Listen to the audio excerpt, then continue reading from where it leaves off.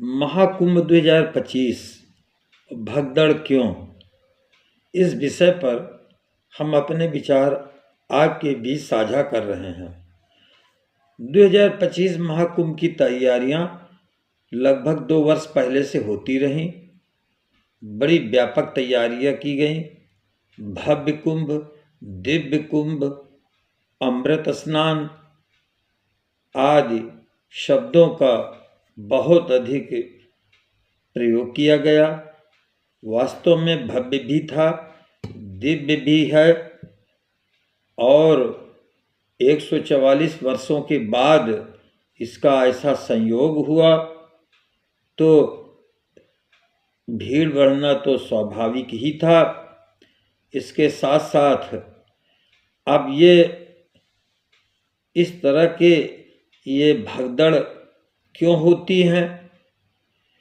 इतने डिजिटल प्रयोग किए गए, एआई का प्रयोग किया गया, ड्रोन कैमरे का प्रयोग किया गया, लेकिन हमें लगता है कि सारा दोष सरकार पर मढ़ देना, अधिकारियों पर मढ़ देना, पुलिसकर्मियों पर मढ़ देना, यह नितांत गलत है। इसकी मुख्य वजहें 2 है। एक शायर ने लिखा है कि सभी हैं भीड़ में, तुम भी निकल सको तो चलो। यहाँ कोई किसी को रास्ता नहीं देता, मुझे गिरा के तुम संभल सको तो चलो। यद्यपि ये पंक्तियाँ किसी दूसरे उद्देश्य के लिखी गई थी, लेकिन इस भीड़ तंत्र में पूरी सटीक बैठती हैं। जब ये अव्यवस्था के 2 मुख्य कारण हैं।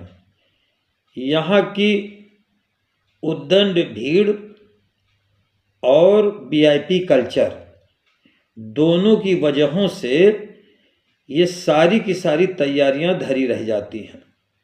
सब विवश हो जाते हैं, सब हार मान लेते हैं, क्योंकि जब ऐसी भीड़ होती है तो जो ताकतवर लोग होते हैं इस भीड़ में वो अपनी ताकत का प्रयोग करते हैं। वो दूसरे को धक्का दे करके, गिरा करके आगे निकलने की होड़ में रहते हैं। यहाँ जब तक इस भीड़ को इस तरह से सुसंस्कृत नहीं किया जाएगा, ये भीड़ जब तक इन बच्चों, महिलाओं, वृद्धों की चिंता नहीं करेगी कि ये हमारे घर के बच्चे हैं, ये हमारे घर के वृद्ध हैं, ये हमारे घर की बहन बेटियां हैं, हम इनकी रक्षा करते हुए आगे बढ़ें, तो निश्चित रूप से ये भीड़ चाहे जितनी हो जाए कभी भी अनियंत्रित नहीं हो सकती, भगदड़ नहीं मच सकती। जब भीड़ में कुछ नौजवान, कुछ उद्दंड प्रकृति के, जो केवल मेले का आनंद लेने आए हैं, जो पिकनिक स्पॉट के रूप में घूम रहे हैं, अपनी शक्ति परीक्षण कर रहे हैं, रौंद रहे हैं, उनकी वजह से ये वृद्ध, ये महिलाएं, ये बच्चे काल कवलित होते हैं और घायल होते हैं।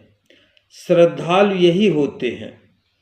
ये बेचारे सिरों में गठरी लादे हुए मुसीबत के मारे और ये चले आते हैं। ये सोचते हैं कि चलो कुंभ स्नान से ही हमारा उद्धार हो जाएगा। जिंदगी में कहीं कोई आशा की किरण नहीं दिखाई दे रही, सुख कहीं नहीं दिखाई दे रहा, तो सोचते हैं चलो दर्शन कर लें, चलो गंगा स्नान कर लें, संगम में स्नान कर लें, तो शायद हमें किंचित सुख प्राप्त हो जाए। इस लालसा से ये आ जाते हैं। अब यहाँ दूसरा फैक्टर है वीआईपी कल्चर। जब कोई वीआईपी आता है तो उसके लिए भीड़ को रोक दिया जाता है।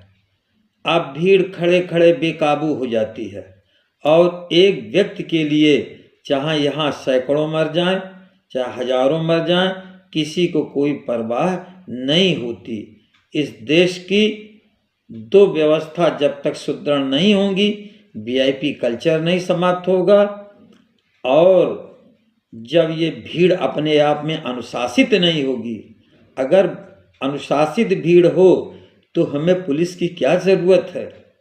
अपने आप बैरिकेटिंग के अंदर धीरे धीरे धीरे धीरे नहीं स्थान मिलेगा तो हम यथावत खड़े हो जाएंगे।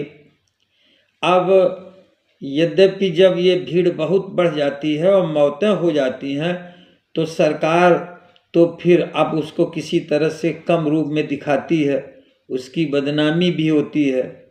वही हाल यहाँ भी हुआ।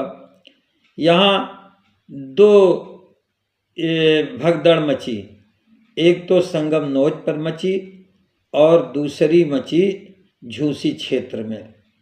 उधर झूसी क्षेत्र में भी बेचारे उस भयंकर सर्दी में इतनी उमस आ गई, वो गस खा करके गिरने लगे, एक एक बूंद पानी के लिए तरसने लगे। बहुत लोगों की प्रत्यक्षदर्शियों ने बताया कि पानी न मिलने से ही मौत हो गई। अब एक दूसरे के ऊपर छीटाकशी करना और आरोप प्रत्यारोप लगाना, ये तो सरकार और विपक्ष का खेल ही है। यहाँ अधिकारियों ने 30 के आंकड़े दिए, उसमें भी मेला प्रभारी ने बताया कि 25 की शिनाख्त हो गई है, 5 रह गए हैं जिनकी शिनाख्त बाकी है। अब मर्चरी हाउस के सामने 25 की सूची फिर से मृतकों की लग गई है। अभी लोग ढूंढ नहीं पा रहे हैं, तमाम लोग लापता हैं।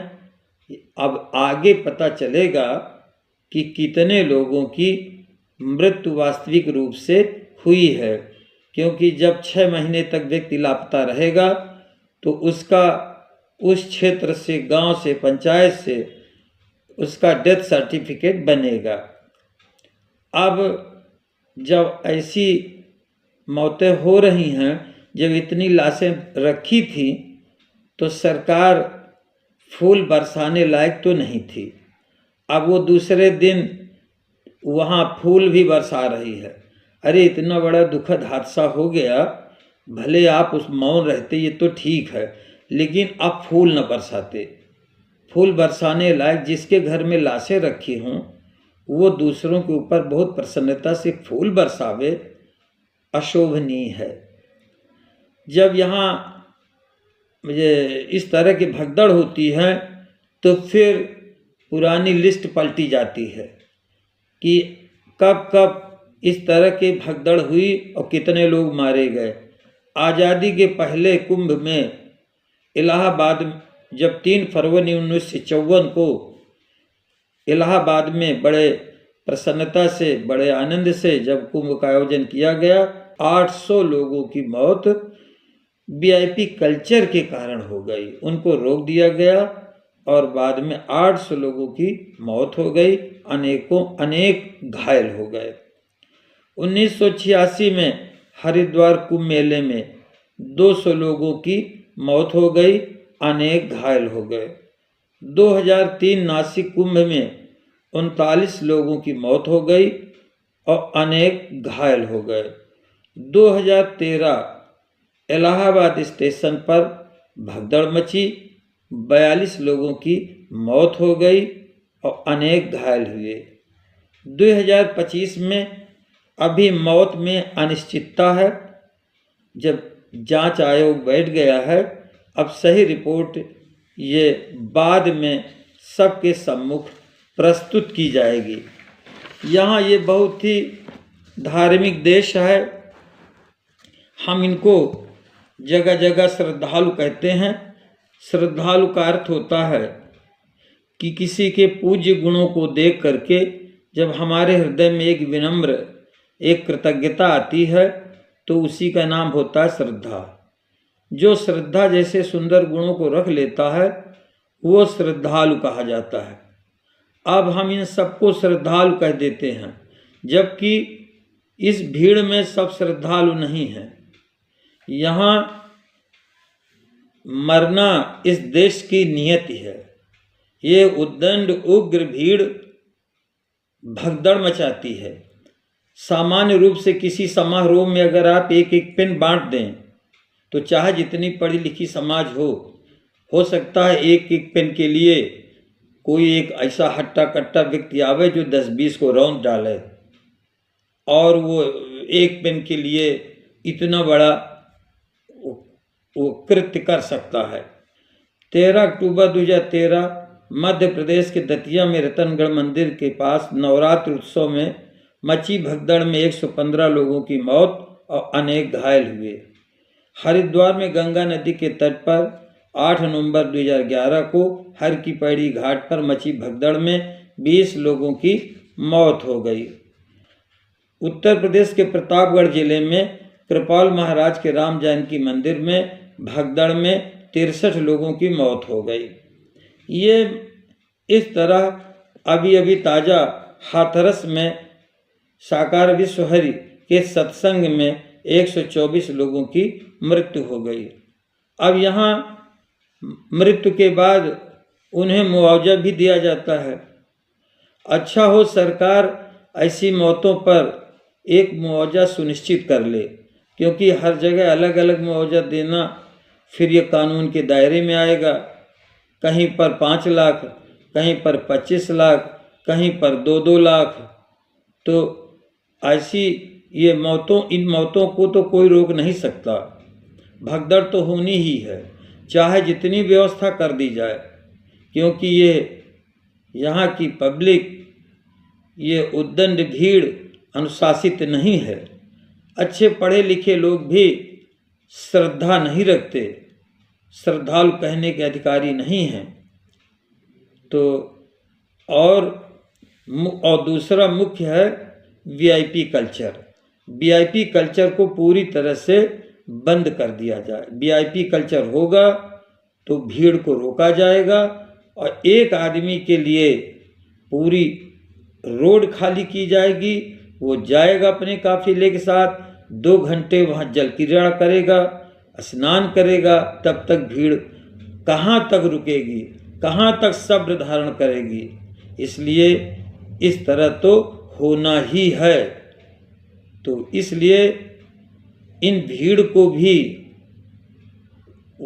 इनको सुसंस्कृत किया जाए और चाहे जैसी व्यवस्था की जाए। और मेले के लगे अधिकारी, पुलिसकर्मी इतनी मेहनत करते हैं, लेकिन फिर भी इनको क्लीन चिट इनके भाग्य में नहीं बंधा है। तो अब हमारे इस वीडियो का एक ही उद्देश्य है कि जो अगर सुने तो भीड़ यहाँ की नियंत्रित हो, स्वनियंत्रित हो, अपने आप में अनुशासित हो। अगर आप अनुशासित हो जाएं तो पुलिस की, अधिकारियों की, व्यवस्था की क्या आवश्यकता है। तो बहुत बहुत धन्यवाद। वीआईपी कल्चर और सुव्यवस्थित भीड़, अगर ये 2 हो जाएंगे तो हादसे टाले जाएंगे, अन्यथा हादसे कभी नहीं रुकेंगे। जय हिंद, जय भारत।